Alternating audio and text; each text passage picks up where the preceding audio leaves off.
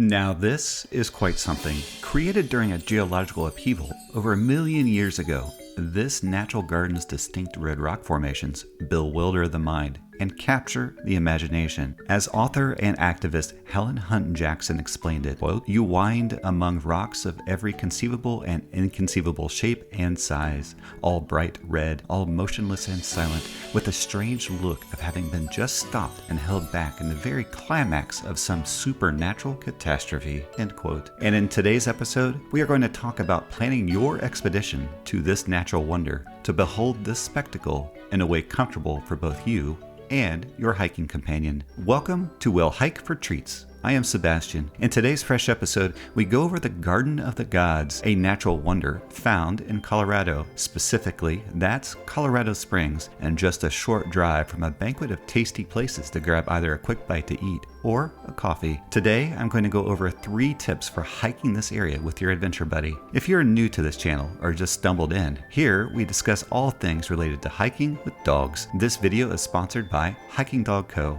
Link in the description below. If you enjoy this content, give me a thumbs up. If you want to see more videos like this in your feed, click that subscribe button. Let's jump right into it. First, let's talk about water. The Garden of the Gods does have 2 accessible rest areas which are within a short distance of the trail. However, one of these is not part of the visitor center and is a standalone shelter that's located along the one far end of the park. Here's what you need to know. While the rest area there is listed on the maps, it is not necessarily open until the warmer months of the year. What this means is that if you intend to fill up on water on the go, you'll want to ensure you do this at the visitor center, or even better, bring along your own water supply in your hiking pack. There is a fair number of fellow hikers on the more accessible trails, and all of this excitement may lead to a thirsty furry friend. There's plenty of little side trails to pull off at and ready that water dish. Water plays an important history to Garden of the Gods. Evidence of past ages going back millennium in time can be read in the distinct rocks.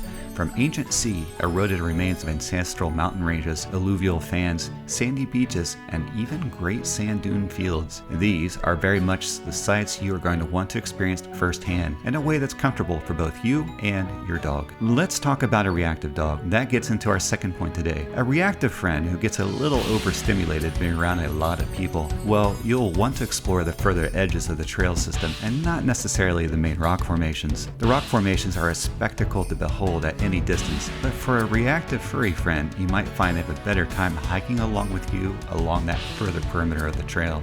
Just remember, approaching the trail with an open mindset. In addition to fellow hikers with dogs, you might find all sorts of wildlife in the area.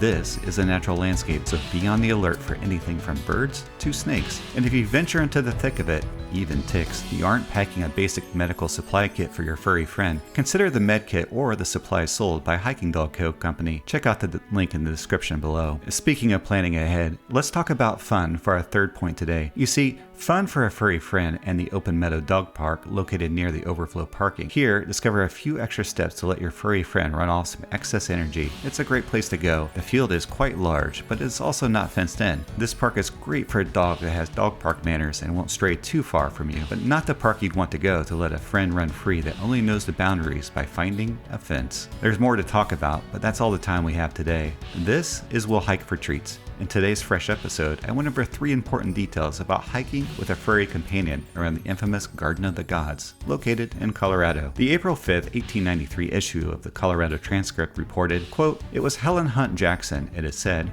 who named the Garden of the Gods in Colorado. Riding past the cabin of a prospector from the south in one of the early days of the settlement, she was attracted by a beautifully kept garden in which 2 servants, a man and a woman, were working. In answer to a question, the man informed her that his name was Jupiter and the woman's Juno. Whereupon she exclaimed, 'Then this must be the Garden of the Gods,'" end quote. In our next episode, we'll cover more on this amazing spectacle and a few tips that'll help you make the most of it. Travel well, my friend.